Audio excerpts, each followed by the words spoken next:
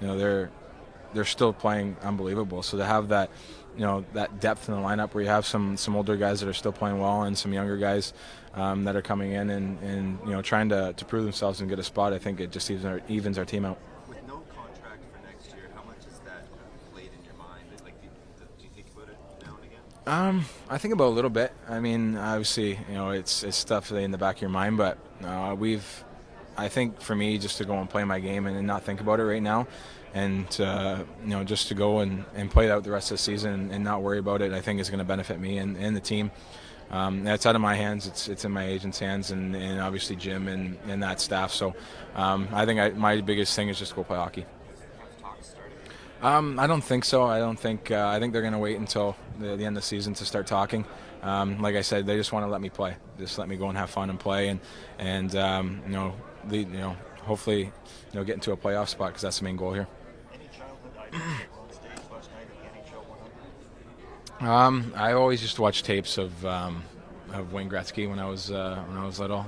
My dad bought me these DVDs of him and his career and how good he was and little things he did on and off the ice. So I think probably seeing him would definitely be the biggest name up there for sure. Have you had a chance to meet him at all this weekend? Never. I never ever met him. No. So hopefully, if I get the chance to see him around here somewhere, I'll definitely make my way over and introduce myself. 2 years ago, coming to the All-Star game, we made the fastest skater competition. I'd say you're crazy. I think a lot of people think would probably say you're crazy too. But to kind of be in that realm of just being in the fastest skater, I think all the hard work's paid off. That's what I was going to say. It's a testament to what you've done in your off season. Exactly. Yeah, for sure. Yeah, working on that, and obviously power skating coaches and off ice training and stuff like that. So to be in the fastest skater, it's gonna be pretty cool. Oh, I just want to ask you, somebody Steve here, I spoke a little bit about Danny tonight. Tell people about Cole, kind of the impact it had on a younger guy like yourself coming into this league. Yeah, I think they've probably had the biggest impact of my career, at a player standpoint so far. Just the way they carry themselves on and off the ice. They come to work every day with a smile on their face. They they do unbelievable things in the community. Canucks for Kids place and doing all that kind of stuff. So to see that as a young guy, it makes you want to be like them and help out that way.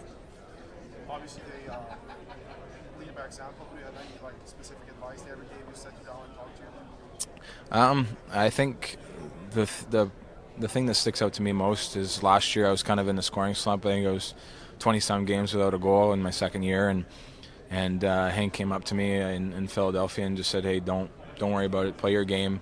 It's not that you're playing bad. You're playing well." I went through it my third year where I went 30-some. I don't know how many games he went without scoring. So for him to come up to me and say that to me and calm me down like that, it was pretty special, and that's something I'll never forget. How many years do you think they still got in the tank?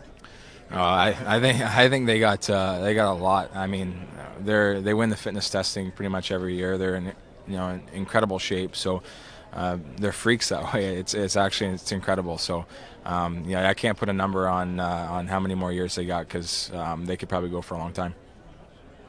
Just being here, is this something you picked up about as a kid? Yeah, it's something that I watched all the time. I always watched the All-Star game. I've always wanted to obviously. If it would be a childhood dream to come play here and be alongside all these great players. So to be here finally, especially at a young age, it's pretty incredible. We're around the ceremony last night and all. I kind of got in a little late, so the flight got canceled in the morning, so I couldn't make it to all the events last night. But I watched a little bit on TV and heard a little bit about everything, and I hear it was an amazing show, and it kind of sucked that I wasn't there, but hopefully I get a chance to see some of the guys that were up there on stage around the facilities. Of those guys that were there last night, were there any that you looked up to?